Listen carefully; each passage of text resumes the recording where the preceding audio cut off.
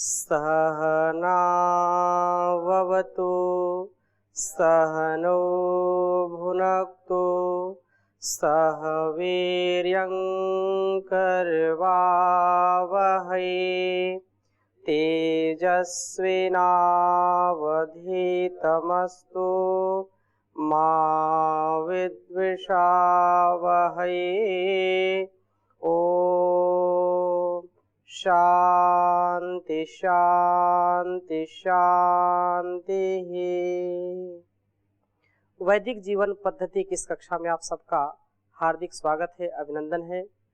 ब्रह्मचर्य के विषय में बहुत चर्चा की। आगे का जो क्रम हमारा रहेगा अपरिग्रह। अपरिग्रह जब हमारे जीवन में उतर जाता है तो हमको सारे संसार में किसी चीज का अभाव नहीं होता है, हर वस्तु हमको प्राप्त हो जाती है। परंतु जिसके जीवन में जो है संतोष नहीं है, जिसके जीवन में परिग्रह कूट कूट के भरा होता है, उसका जीवन कभी भी सुख शांति को प्राप्त नहीं होता है। हमेशा लालच में, द्वेष में, ईर्ष्या में और ऐसे नीरस जीवन को वो प्राप्त हो जाता है जिसमें वास्तव में मनुष्य का जो यह अस्तित्व है बड़ा दुखमय होता है। वो एक एक पल दुख में व्यतीत करता है, कष्ट में व्यतीत करता है। परंतु यदि अपरिग्रह उसके जीवन में घटित होता है तो एक क्षण के लिए भी उसको निराशा नहीं आती है। अपरिग्रह, क्योंकि यह यम हम पढ़ रहे थे यम के विषय में, तो अहिंसा, सत्य, अस्तेय, ब्रह्मचर्य और यह पांचवा जो यम है वो क्या है? अपरिग्रह है। और अपरिग्रह के विषय में बहुत ही स्पष्टता से ये कहा जाता है कि विषयों में उपार्जन, रक्षण, क्षय, संग, हिंसा, दोष देखकर विषय भोग की दृष्टि से उनका संग्रह न करना अपरिग्रह है। यदि हम संग्रहण करते हैं जो हमारे लिए कल्याणकारी, उतना तो हमको संग्रह करना ही पड़ेगा। परंतु जो हमसे जो है अतिरिक्त, हम जिसको अतिरिक्त ग्रहण करते हैं, दूसरों के अधिकार को मार करके यदि हम वस्तुओं का ज्यादा परिग्रह चारों तरफ से करते हैं, परिता ग्रहणम परिग्रह और अपरिग्रह, माने न माने नहीं, तो यहाँ नए तत्पुरुष से क्या हो जाएगा? जैसे न सत्य असत्य है तो ये न परिग्रह क्या हो जाएगा? न परिग्रह। तो ना का फिर नकार चला गया, क्या बचा? न लोपो नयः, न का लोप हो गया और क्या बचा? आ बचा। तो ये आ इसमें जुड़ गया, अपरिग्रह। परितः, परि माने चारों तरफ से, परितः ग्रहणम, चारों तरफ से आने दो चीजों को, चारों तरफ से बस अपने लिए इकट्ठा करना। जो इकट्ठा करने का भाव है वो क्या कहलाता है? परिग्रह। जो भी व्यक्ति, वस्तु, स्थान के रूप में, विचारों के रूप में, आहार के रूप में यदि हमारा लालच, हमारी जो इच्छा है, जो तृष्णा है, वो तृष्णा कभी पूर्ति उसकी होती नहीं है। लेकिन लोग जहां से जो चीज मिलती है उसको उठा के रख लेते, भले ही उसके काम की ना हो, उसके काम की हो। कुछ लोगों का ऐसा स्वभाव है, चलते फिरते भी कोई चीज पड़ी हो तो उसको उठा के अपने पास रख लिया। परितः ग्रहणम, परिग्रह, और अपरितः जो अग्रहणम, जो ग्रहण नहीं करते हैं वो अपरिग्रह कहलाता है। तो और उसमें भी विषय भोग की दृष्टि से, क्योंकि वस्तुओं का भोग करते हैं तो वह परिग्रह जो है कहलाता है। लेकिन उसका संग्रह ना करना, सम्यक ग्रहणम, संग्रह, तो वह अपरिग्रह है। इसको इस प्रकार से भी कह सकते हैं कि हानिकारक अनावश्यक वस्तुओं और अभिमान आदि हानिकारक अनावश्यक अशुभ विचारों को त्याग देना। जो हमारे लिए आवश्यक वस्तुएं नहीं है, फिर भी हम उनको इतना इकट्ठा करने का प्रयास करते हैं कि ये भी रख लें, ये भी रख लें, तो वो परिग्रह कहलाएगा। हमको उसकी आवश्यकता नहीं है, किसी दूसरे को आवश्यकता उसकी है, तो उसको वह वस्तु देनी चाहिए। लेकिन जब उसको लालच में आकर के, किसी जो है मोह में आकर के हम वस्तुओं का, और अभिमान, ये भी एक प्रकार से अभिमान आदि हानिकारक जो विचार हैं, अनावश्यक अशुभ विचारों को त्याग देना, उनको अपने पास फटकने भी ना देना, ये अपरिग्रह कहलाता है। इतने लोग दिन भर केवल अनावश्यक उलझन कुछ ना कुछ सोचते रहते हैं, अनावश्यक विचार आते रहते हैं, जिससे हम सद्विचारों से भटक जाते हैं, शुभ संस्कारों से भटक जाते हैं।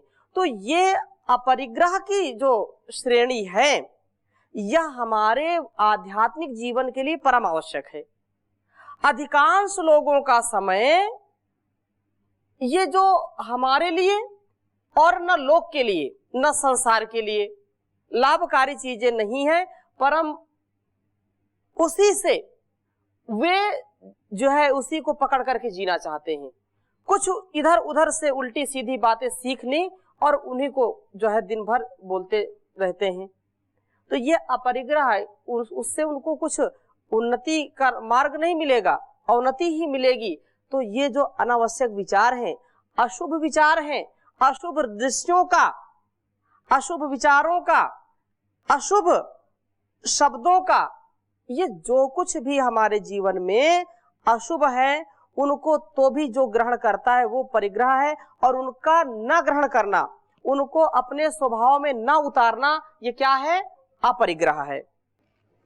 उनको त्याग देना। जो जो वस्तु और विचार ईश्वर प्राप्ति में बाधक है, उन सबका परित्याग, और जो जो वस्तु विचार ईश्वर प्राप्ति में साधन है, उनका ग्रहण करना अपरिग्रह है। बहुत मोटी सी ये परिभाषा बता दी कि ईश्वर के मार्ग में, अध्यात्म के मार्ग में, सुख शांति योग के मार्ग में, परोपकार परमार्थ सेवा के कार्य में, लोक कल्याण के कार्य में, जो जो भी वस्तुएं, जो जो भी विचार बाधक हैं, वो परिग्रह हैं।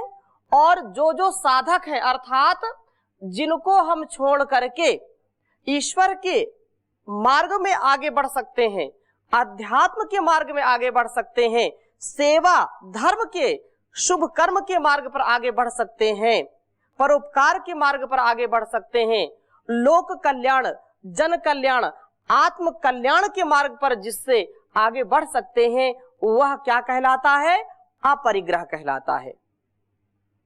बहुत ही सरल भाषा में ये विशेष बात कही है। तो ईश्वर के प्रति हम सदा कृतज्ञता से और बड़े ही भक्ति भाव से हम ऐसे विचारों को हमेशा मन में रखें, हमेशा ऐसे ही कर्म करें जिससे हम कभी भी लोभ में, कभी भी लालच में, कभी भी निजी सुख के चक्कर में आकर के परिग्रह को हम प्राप्त न हो। हमारे जीवन में अपरिग्रह अवश्य घटित होना चाहिए। इसके विषय में और बहुत से विद्वानों ने चर्चा की है, उनके भी हम यहाँ पर अनेक पुस्तकों का समावेश किया गया है। तो एक बात यह आती है कि अपरिग्रह स्थैर्य जन्म कथांता संबोधा, योग दर्शन में ही आगे आएगा कि जब योगी को अपरिग्रह की सिद्धि प्राप्त हो जाती है तो उसे अपने भूत और भावी जन्मों की जानकारी हो जाती है। एक प्रकार की सिद्धि है। अपरिग्रह यदि हमारे अंदर घटित होता है तो। और योग सार संग्रह में एक बात कही, अपरिग्रह वास्तव में क्या है, तो अपरिग्रह के विषय में आप लिख लीजिए, बहुत उत्तम बात कह रहे हैं। द्रव्याणाम अप्यनादानम आपद्यपि यथेच्छया। बहुत उत्तम बात कही। अपरिग्रह इत्युक्तस्तम, अपरिग्रह इत्युक्तस्तम प्रयत्नेन पालयेत। तो उच्चारण करेंगे द्रव्याणाम अप्यनादानम आपद्यापि यथेच्छया अपरिग्रह इत्युक्तस्तम प्रयत्नेन पालयेत द्रव्याणाम अप्यादानम आपद्यापि यथेच्छया।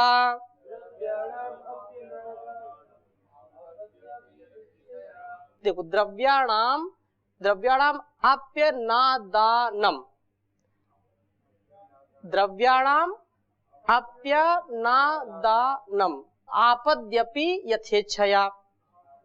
हाँ, अपरिग्रह इत्युक्तस्तम प्रयत्नेन पालयेत। करें कि आपत्ति काल में भी, आपद्यपि आपत्ति काल में भी इच्छा पूर्वक द्रव्य का संग्रह न करना है बड़ा कठिन काम। ये आपत्ति में तो वो लोग बोलते हैं आपत्ति काले मर्यादा नास्ति, तो उसमें मर्यादा का ध्यान नहीं रखा जाता है। लेकिन जो योग मार्ग पर चलता है, जो अष्टांग योग का पालन करता है, वो किसी भी परिस्थिति में, क्योंकि यह ब्रह्म की प्राप्ति में बाधक है, ब्रह्म की प्राप्ति में ये बाधक है, इसलिए कहा कि जो आपत्ति काल में भी इच्छा पूर्वक, यथेच्छया इच्छा पूर्वक जो है संग्रह न करना, ये अपरिग्रह कहा गया है। और प्रयत्न पूर्वक इसका पालन करना चाहिए, किसी भी स्तर से इसमें कोई भी शिथिलता नहीं बरतनी चाहिए। द्रव्याणाम अप्यनादानम, ये आपत्ति काल में भी उनका विशेष ग्रहण न करना, चारों ओर से जो परिग्रहण की स्थिति होती है, वो परिग्रह जो होता है, उस परिग्रह को न करना, उसको संयमित रखना। यद्यपि आवश्यकता होती है तो ग्रहण होता है, परंतु प्रयास यही करें कि इसका हमेशा पालन करते रहें, क्योंकि संसार में कुछ भी जाने वाला नहीं, साथ में सब कुछ यहीं पर धरा रह जाएगा। यह आत्मा जिसके लिए इस संसार में शरीर को धारण किया है, वह उद्देश्य ही आपके साथ जाएगा, जिसके लिए आपको जीवन मिला है। यदि इस शरीर में रहते रहते आत्मा की जो लक्ष्य प्राप्ति की, जो मोक्ष प्राप्ति की विशेष इच्छा है, यदि वो नहीं पूरी होगी तो पुनः आना पड़ेगा। लेकिन शरीर भी नहीं जा सकता साथ, यहाँ की वस्तुएं भी साथ में नहीं जा सकती हैं। इसलिए जो योगी होता है, जो समझदार होता है, ज्ञानी होता है, ध्यानी होता है, इन वस्तुओं पर, बाहर के पार्थिव वस्तुओं पर उसका कोई लेश मात्र उसकी तृष्णा नहीं रहती, कोई चाहत नहीं रहती है। वो सब मिट्टी के समान ही समझते, चाहे हीरे जवाहरात जो है मोती माणिक के उसको दे दिए जाएं, फिर भी उसके लिए वो मिट्टी के समान ही होते हैं। कुछ लोग लालच में बहुत ज्यादा इसके पीछे पड़ जाते हैं, वो अपने जीवन के लक्ष्य को भूल जाते हैं, वो परिग्रह में ही सदा पड़े रहते हैं। और विशेष बात कही कि द्रव्यम न भक्षयेत प्राज्ञः, जो बुद्धिमान है, और एक श्लोक लिख लीजिए, बहुत अच्छा है। द्रव्यम न भक्षयेत प्राज्ञः स्वद्रव्यम नैव पोषयेत।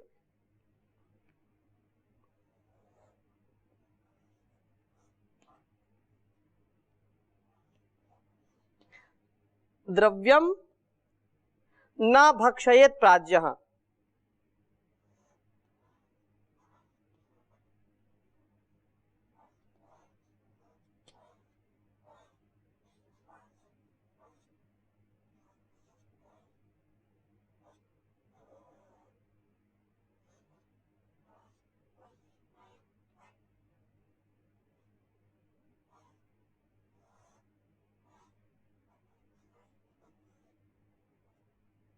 प्राज्ञः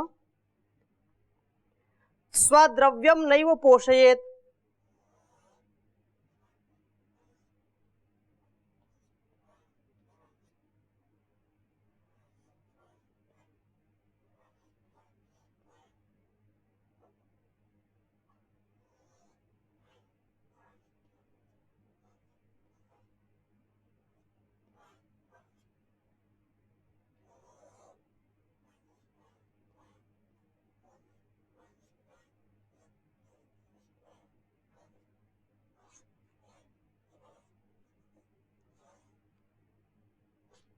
स्वद्रव्यम नैव पोषयेत्। और कहा कि संतुष्टः सर्वदा नित्या सा नरो ज्ञानवान भवेत्। अपरिग्रह में जो जीता है उसके लिए विशेष बात कही, संतुष्टः सर्वदा नित्यम।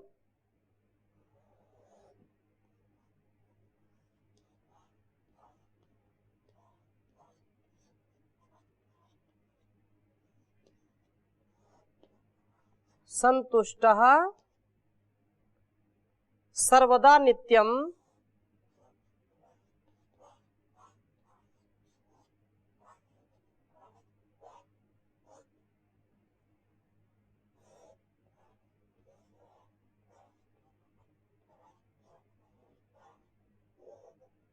सर्वदा नित्यम सा नरो ज्ञानवान भवेत्। सा नरो ज्ञानवान भवेत्।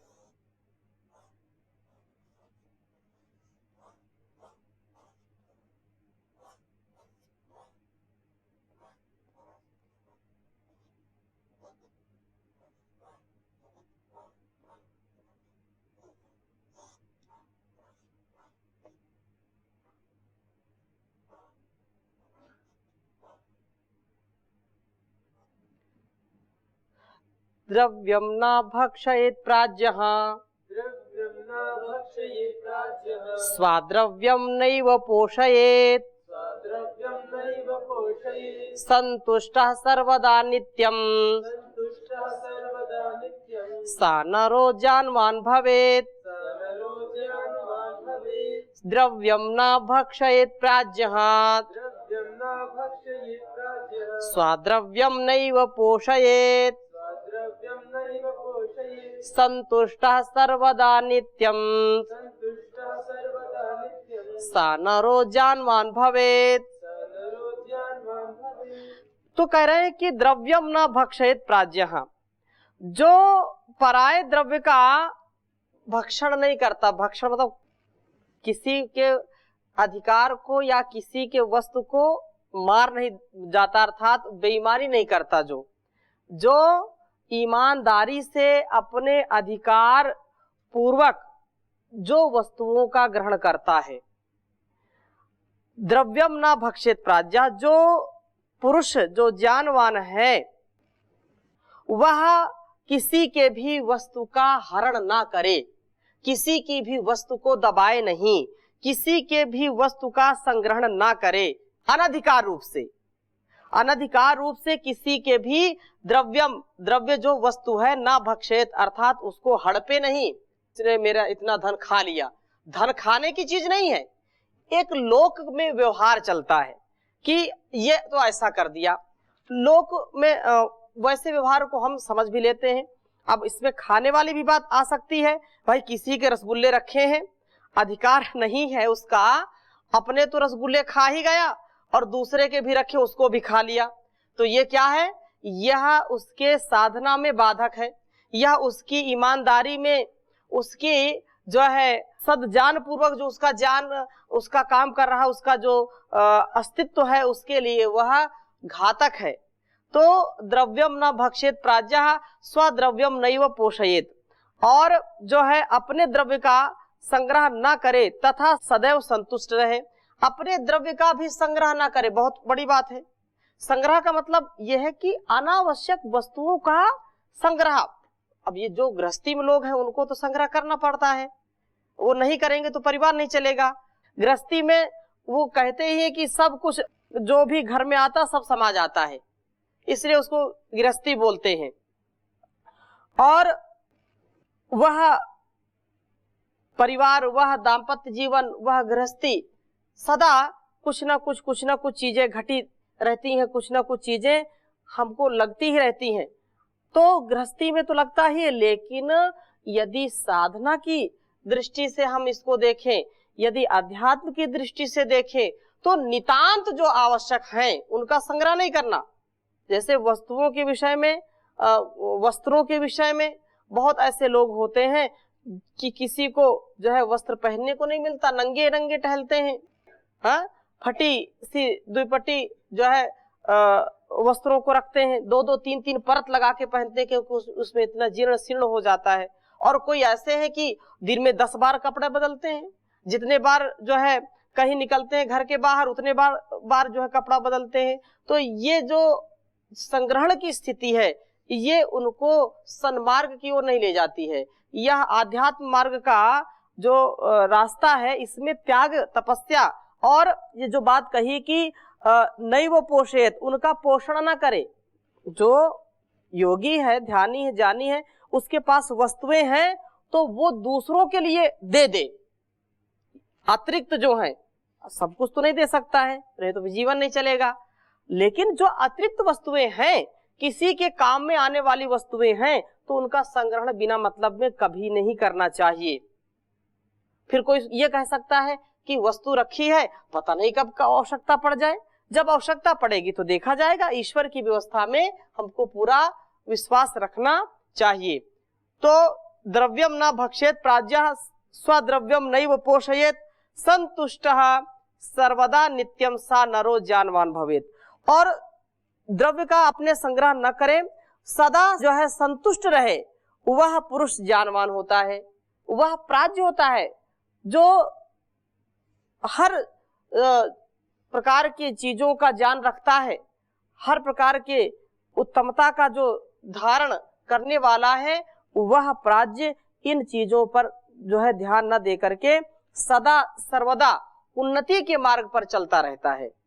लोग जब छोटी छोटी बातों पर ये मेरा है, ये मेरा है, तो वह जो है परिग्रह की स्थिति में होता है। अयम निजः परो वेत्ति गणना लघुचेत शाम उदार चरिता नाम तु वसुधैव कुटुंबकम। ये मेरा, ये तेरा, ये तो ये ऐसी चेतना है, ये निम्न लोगों की होती है, जो है अल्पज्ञ हैं, जिनको अधिक ज्ञान नहीं है, वे लोग मेरा तेरा करते हैं। बल्कि वे लोग जो उत्तम जीवन को जीने वाले होते हैं, उनके लिए तो समस्त वसुधा ही क्या है? कुटुंब है, वह परिवार है। वसुधैव कुटुंबकम, ये सारी वसुधा ही उनका परिवार है, उनका धारण और पोषण करने वाला होता है। इसलिए यह विशेष बात कही जा रही है कि द्रव्यम न भक्षेत प्राज्ञः स्वद्रव्यम नैव पोषयेत। अपने भी द्रव्यों का उतनी ही मात्रा में वो प्रयोग करे जितनी मात्रा में उसकी हानि नहीं है। ईश्वर के पथ में जो बाधक नहीं है, जो परोपकार में बाधक नहीं है, वही व्यक्ति साधक हो सकता है, वही व्यक्ति सबके कल्याण की बात कर सकता है। और जो जिसके मन में ये है कि राम राम जपना पराया माल अपना, हाँ, ये ऐसी स्थिति है, वो कभी भी कल्याण को प्राप्त नहीं हो सकता है, परिग्रह को कभी छोड़ नहीं सकता है। और जब परिग्रह जब तक उसके जीवन में रहेगा, तब तक कई ऐसे आप देखो घटनाएं कि जो है लोग बस लेते रहते हैं। कई लोग खाने पीने के सामान दे जाते हैं, खाने पीने के सामान वो स्वयं नहीं खाएगा और न दूसरों को खिलाएगा। कुछ दिन बाद सड़ जाएगी चीज, जब उसको निकाल के बाहर देखेगा तो फिर बांटेगा। ऐसे बहुत उदाहरण देखने को आपको मिलेंगे कि वस्तु का स्वयं प्रयोग नहीं करता। अब पुस्तक को देख लो, पुस्तक बहुत अच्छी है, यदि किसी से वो कहता है ये पुस्तक अच्छी है, हमको दे दो पढ़ने के लिए, हम आपको वापस कर देंगे। अब वो चाहता है कि ये पुस्तक मेरे पास ही रहे, उसको देना नहीं चाहता है। ये भी जो है परिग्रह है, ये हमारे आध्यात्मिक जीवन में बाधक है। चाहे अच्छी चीजें हो, चाहे बुरी चीजें हो। इसीलिए यहाँ जो बात कही, प्राज्ञा न भक्षयेत द्रव्यम और स्वद्रव्यम न पोषयेत। अपने भी यदि आपके अंदर ज्ञान घटित हो गया है, ज्ञान आपका परिष्कृत हो गया है, तो जो पुस्तकें हैं, जो जिस साधन से आप बढ़ गए हैं, उस साधन को संग्रहण करके न रखें, बल्कि उसको दूसरों के कल्याण के लिए सदा देते रहना चाहिए। ये उदात्त भावना होनी चाहिए। जिन वस्तुओं का, जिन स्थानों का, या जिस भी कई ऐसे जानी भी होते हैं कि नहीं ये तो मेरी बहुत पुरानी कुर्सी है, इसको मैं कभी किसी को दे नहीं सकता, ये मेरा बहुत पुराना पेन है, इसको मैं किसी को दे नहीं सकता, ये मेरी बहुत पुरानी पुस्तक है, मैं इसको किसी को दे नहीं सकता। अरे जिस पुस्तक को, जिस वस्तु को प्रयोग करके आपने एक उच्च स्थान प्राप्त कर लिया है, तो उसको दूसरों के कल्याण के लिए भी देने में कोई बुराई नहीं होनी चाहिए। कुछ लोग स्थान में, भाई मेरा ये स्थान है, मैं यहीं पर बैठूंगा, ये भी क्या है, एक संग्रहण की स्थिति है, एक जो है परिग्रह की स्थिति है। नहीं, ये मेरा अधिकार है, ये मेरा स्थान है, ये मेरी वस्तु है, ये मेरा व्यक्ति है। ऐसा जो सोचता है, ऐसा जो विचारता है, उसका अध्यात्म का जीवन कभी भी सफल नहीं हो सकता है। उदारता से व्यवहार करे, संतुष्टः सर्वदा नित्यम, वो संतुष्ट रहे, सदा जो है अपने आप से संतुष्ट रहे, तब जाकर के जीवन में सफलता मिलेगी। तो आज यहीं पर विराम करते हैं, शेष चर्चा अगली कक्षा में करेंगे। ओम शांति शांति शांति।